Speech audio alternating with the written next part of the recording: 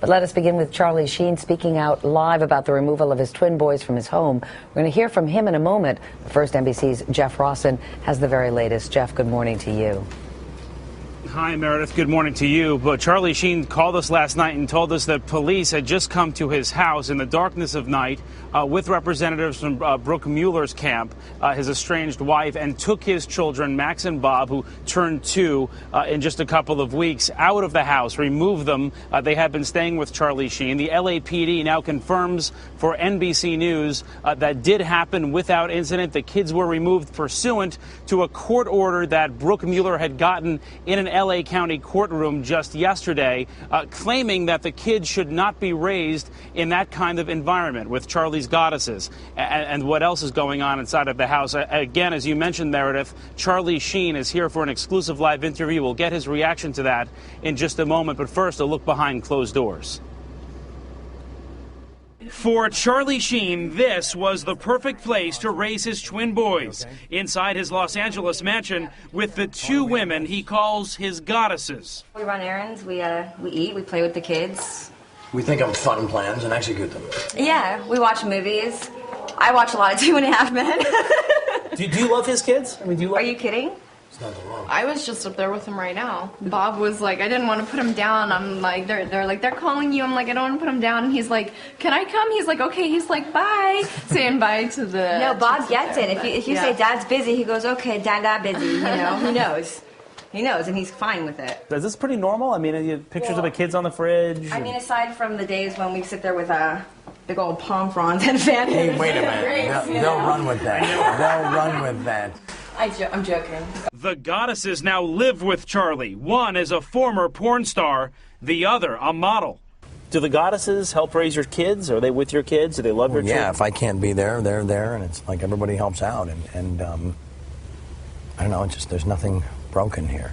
But late Tuesday night, officers arrived at his home and removed his boys, Max and Bob, reportedly after Sheen's estranged wife, Brooke Mueller, the boys' mother, who's also battled drug abuse, filed for a restraining order in court, concerned about her children's well-being. You told me you want to rededicate yourself now to your kids, to being a dad. Sure. Are you embarrassed that your children will read about this one day? God, no. It's talking about an education. And then like this, and then that's the guy, and he's our dad, and we can get all the answers and the truth. Wow, winning. It's how you perceive it. Charlie Sheen joins us now for an exclusive live interview along with his lawyer, Mark Gross. Thanks to both of you for joining us. Good to see you. Thank you. Well, let's start with the very beginning. What exactly happened at your house last night? You're at home. The boys were awake or asleep? They were just being put to bed, and my assistant Rick informed me that the police were on their way down to issue a restraining order. And I thought, okay, we can deal with that. I got you on the phone, got my lawyer on the phone, and then it was revealed once I opened the door that they were there to remove Bob and Max. So, you know, I've professed in this last few weeks last few days rather, to not deal in, come from a place of panic, ego, emotion, any of that. So I stayed very calm and focused, and, somebody badges you, they win in that moment. And it just seemed odd, though. There were other people there that didn't really seem qualified to carry out such an operation. Like who? I don't. A couple of gentlemen that wouldn't identify themselves, wouldn't show any ID, wouldn't just looked like they were more from what we found out later, the rehab facility than the actual law enforcement. And so I didn't push it because I'm not into resisting the law, and just had to surrender to it, knowing that this is now the challenge I'm claimed to be looking for, and I'm more than willing to take on this task.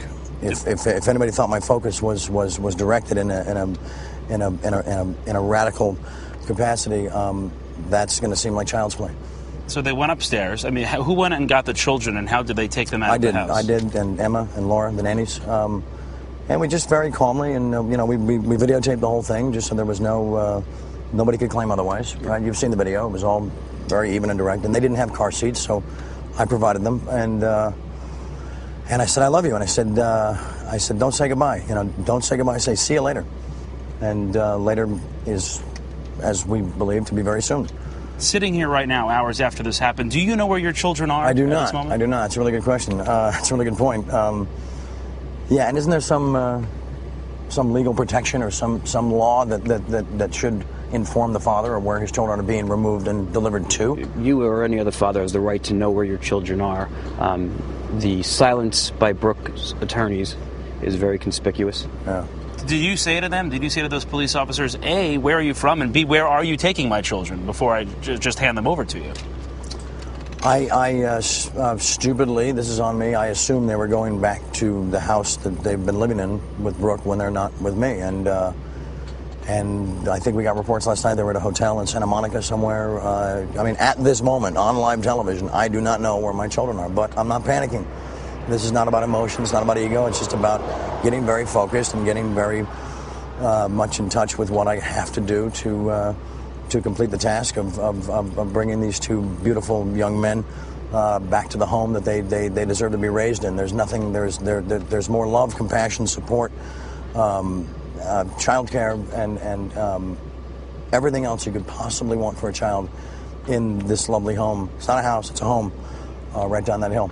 According to TMZ, and they posted this overnight, Brooke went to court yesterday and told the judge that you had threatened her recently, and that's why she filed this court order. And she says you told her, I will cut your head off, put it in a box, and send it to your mom. It's colorful. Did you say that? No, I did not, but that's a good one, I guess. I mean, I guess if you spend enough time around me, you can formulate things and make them sound like it could have come from my mouth, but you could do that watching reruns. A lot of people watched that video that we aired on the Today Show yesterday morning when we were in the house with your two girlfriends, the goddesses. Yes. And said to themselves, you know what, maybe two young boys shouldn't be raised in this kind of environment, you know, with women who they're just meeting.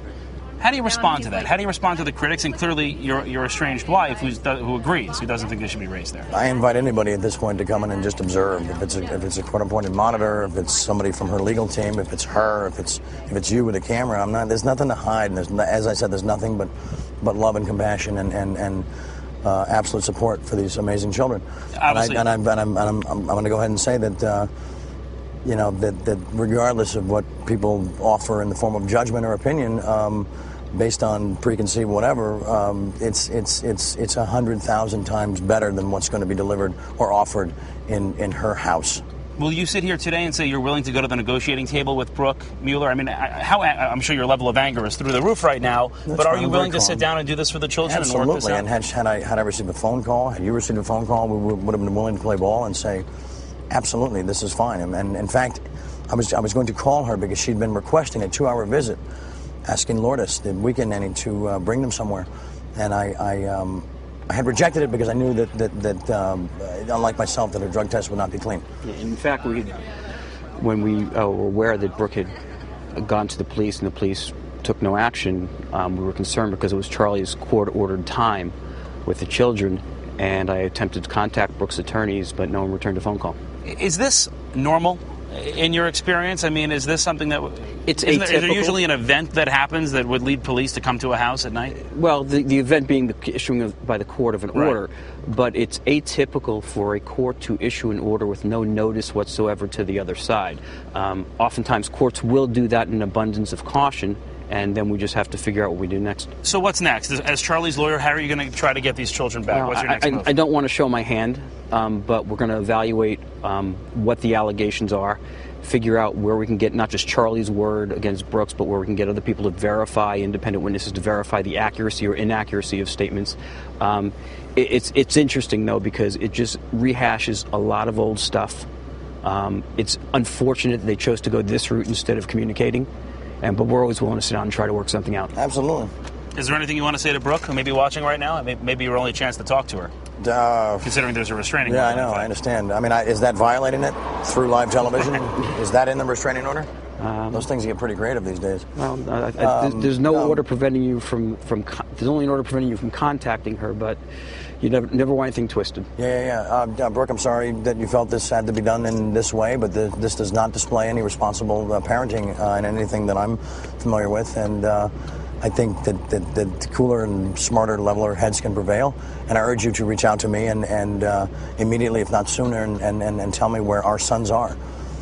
and we'll leave it there with the children. I want to move on to your legal battle with CBS.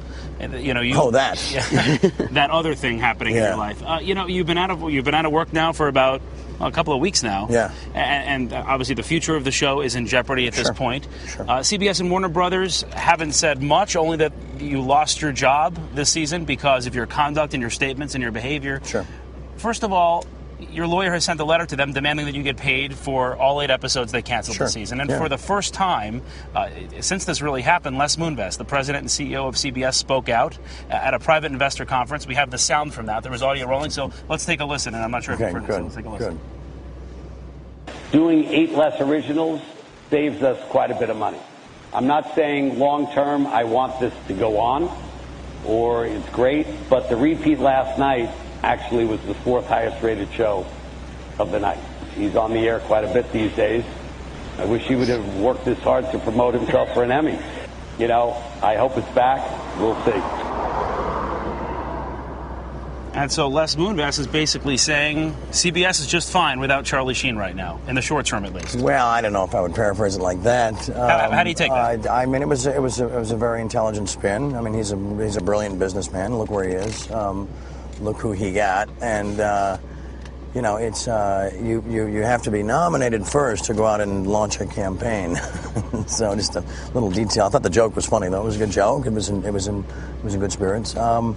But nothing has changed on this end, and I thought getting the crew paid for 4 was a step in the right direction. They're halfway there. Warner Brothers has agreed to pay the crew for 4 episodes. You want to pay it for all 8, though? Well, yeah, that's the only way that it'll be completed, and then the rest of my cast, and then myself, in that order. And until that happens, there's really nothing to talk about.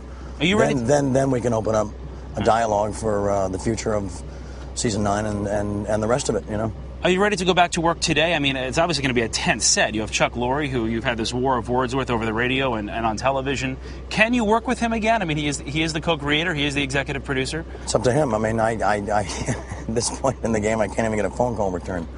I can't even get a phone call on in a live open forum. You want Chuck to call you? Well, yeah, just something, anything. Even if he just calls and here's my voice and hangs up really quick. Why don't you call him? I deleted his number from my phone. Why? Out of anger? Nah, just it was a recommendation from this guy. I don't know. No, it's I've issued my questions through you, and I was very even and direct and in no uncertain terms. I've requested some interaction in other live forums, rhymes with CNN. I've made it very clear what where I stand and why I stand here.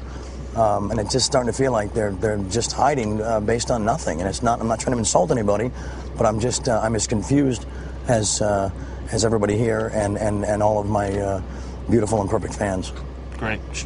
Charlie Sheen, Mark Gross, thank you so much for joining us. And actually, Charlie, Meredith Vieira back in New York actually has a quick question for you. Yeah, go for it. Go for it, Meredith. Go for it, Meredith. Yeah, hey, Jeff, Charlie, thank you very much. Is this the $1 million question? Maybe, if you give me that final answer I'm looking for. Charlie, I want to go back to your kids, obviously. You're very upset about your boys. Any message you want to deliver to them? Bob, Max, it's Dada. I will see you very soon. You're right here. All right, Charlie, thank you so much for joining us this morning. Mark Gross. Thank you, Meredith. Thank you, sweetie. And very quickly to Mark, do you plan to go to court today to get this undone, this restraining order? We will not be in court today. In the near Why not? Why not go to court today? Because unlike Brooks' attorneys, anything we do will be with notice. And so the earliest we could therefore be in court would be tomorrow. We're going to weigh our options, whether it be tomorrow, Friday, or sometime else soon, we'll be there. Without tipping your hand fully, what would be your message to the judge about why these children should be returned to Charlie? And how long were you supposed to have them on this visitation? Till Thursday at what time? Thursday at 10. His custody time would have ended today at 10. Got it. The message essentially would be there isn't even an allegation that Charlie has a danger to the children, harmed the children, or threatened the children, which is why I'm so surprised by the issuance of this order. Okay. Thank you very much. Meredith, back to you. All right, Jeff, thank you so much. And again, our thanks to Charlie Sheen and Mark Gross as well.